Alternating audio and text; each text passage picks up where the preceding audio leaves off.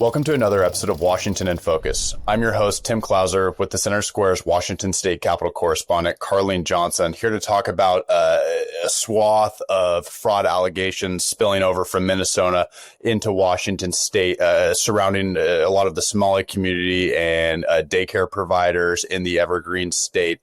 So much so that some daycares are reporting harassment, as others call for the state to conduct audits in accountability into this alleged fraud. And now state executives or former state executives are now speaking on the matter as well. Carlene, you've been digging into this the past week, 2 weeks now. Why don't you tell us where all this is at and the people that you've talked to about it?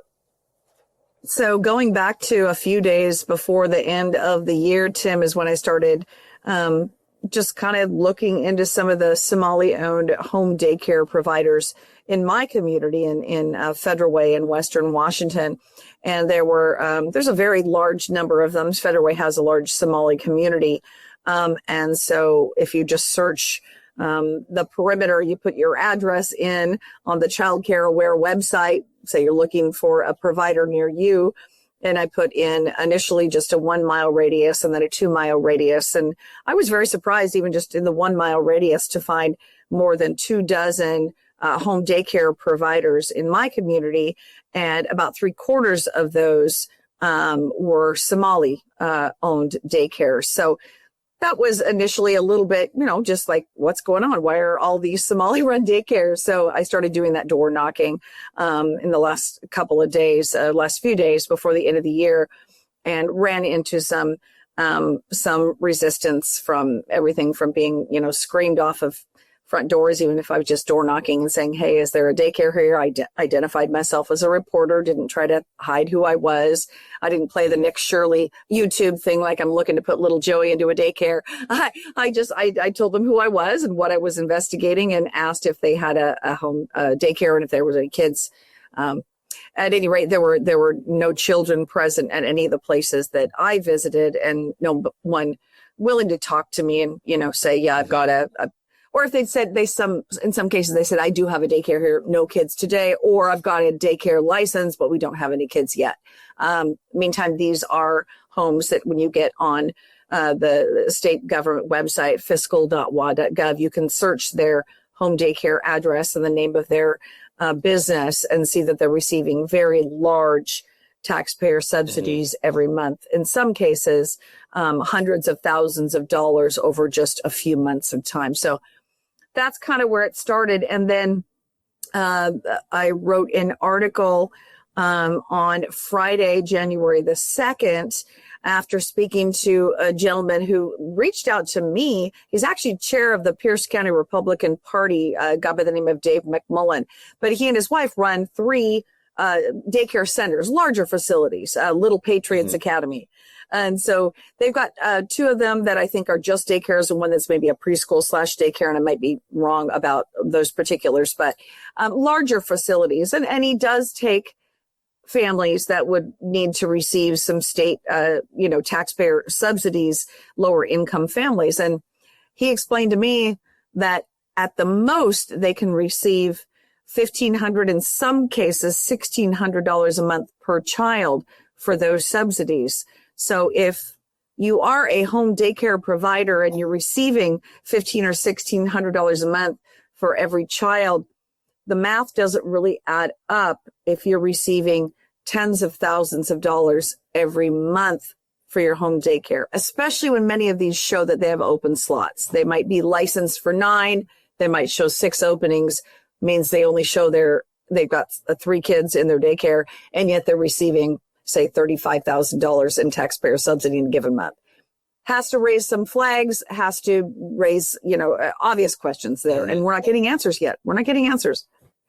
Yeah, I think it's hard to deny that it's raising flags for everyone. And I know people on both sides of the aisle, they're hesitant to engage on it. But I think the reality is, with this fraud, potential widespread alleged fraud, they're going to have to audit this stuff. And those audits are going to take a lot of time. But it's tough because I've heard other people say, look, when you have public dollars like this, you rush to get it out. But if audits take 2 months, 6 months, a year, 2 years, 3 years. I mean, that's years that we're pushing money out the door fast so that we can help these people. But then at the same time, it could be going to a lot of fraudulent activity. And we don't know the true extent of all that fraud, but I think it would be naive to say that there's no fraud at all, that this is all made up. Sure, maybe a lot of these facilities, they were just closed for the week, as some are saying, but I don't think it's the case for all. And we will find out in these audits over time. And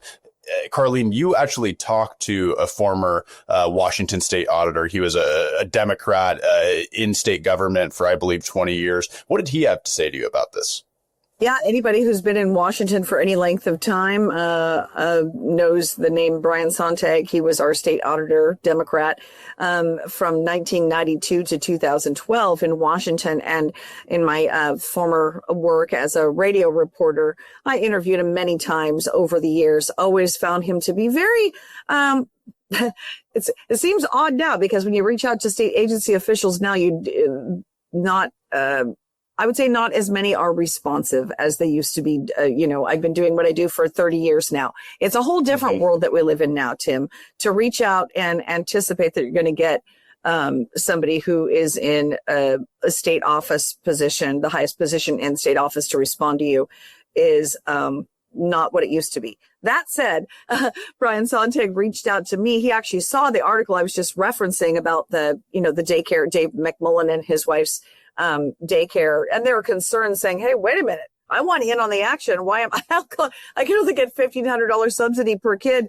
Why are these people getting, thousands more than that in many cases? He saw that article and then looked up on the Center Square some of the other articles that we had written in the last week or so at the Center Square, and that was the first that he had heard about it. So he reached out to me by phone on Tuesday evening and said, hey, I'm going to be doing a TV interview. I need some background. It seems like you guys know what you're talking about at the Center Square on this. Fill me in. What's happening? So we had a conversation, and then we spoke on Wednesday morning in length. And his take, Tim, was it doesn't matter, politics aside, if there is fraud, or certainly the appearance of fraud in this case. He said the state agency, in this case, Department of Children, Youth and Families, DCYF, should be an open book. He said they should be answering all reporters' questions, and they need to immediately be audited. His take is that the Washington state auditor, currently Pat McCarthy holds that office,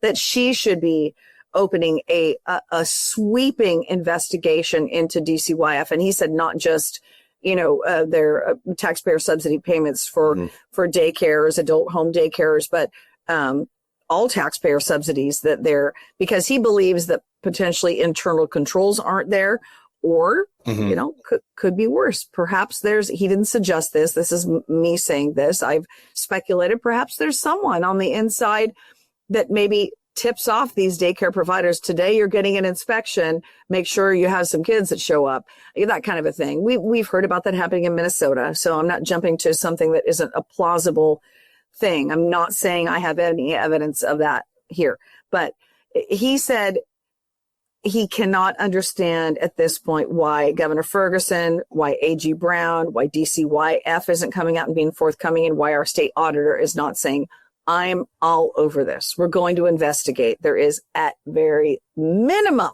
the appearance of widespread taxpayer fraud, and we have to get in front of it. And he can't understand why state office holders aren't taking that position. He says it shouldn't be political, but it's been completely politicized, as you know.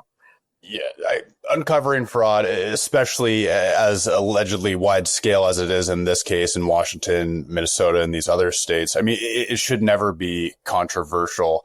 I just find it surprising that, at the same time you have lawmakers in the majority in Washington now proposing laws to shield a lot of these daycare providers from public records requests as people are trying to investigate this themselves. It's not a good look. No, it isn't. And no, the one you're referencing, I'm sure, is the piece of legislation offered by Senator Lisa Wellman, who's basically shielding, saying, because right now, and you've seen it on any social media platform, we've got all these citizen activists, journalists, whatever you want to call them, that are doing their own deep dives. I'm getting information sent to me every day. People like the Nick Shirleys of the world, and people even sitting on the couch at night. I've got an hour to myself. They might have been inspired by an article of ours they saw or something else, and they get on these websites. And I got people emailing me going, how do you find that information? How do I know what's in my neighborhood? So people are doing it because they care, and it resonates with people. And as a GOP chairman, Jim Walsh told me last weekend at a taxpayer rally in Olympia, he said, Carlene, I believe this is, you want to call it the flashpoint, the tipping point, whatever. He believes this is the thing that is going to unite people in their demand for accountability for state government. It doesn't matter. Politics should be set aside when it comes to fraud, because my neighbor that's a Democrat, independent, Republican, we're all paying these astronomical taxes in the state of Washington. And if much of that, at least at this point, the appearance of much of that is going to potential fraud, some people need to answer for that. And it should not be political. And I think that people are waking up. I think this is one of those issues that's really, kind of across the aisle infuriated people, rightly so, in my opinion. I mean, if something like this doesn't upset you, and whether you've been sitting on the sidelines and not an engaged voter, or just don't pay attention to the news and want to tune out because it's all bad news, I get that. But we got to wake up and get involved, because if we don't rise up and demand some answers and some accountability, who's going to? Who's going to? I'll just close in reminding readers that as we are waiting on the state to conduct these audits into this alleged fraud, state spending has more than doubled in a little more than the last 10 years. And in the last 2 years, I mean, we've faced multi-billion-dollar deficits. So the clock is ticking and things aren't getting any cheaper. Carly, we appreciate you covering this, and we'll be sure to have our eyes on it as it continues to roll across our desk. And for anyone hoping to catch that coverage, you can read it at thecentersquare.com. Otherwise, thank you for joining us for another episode of Washington in Focus.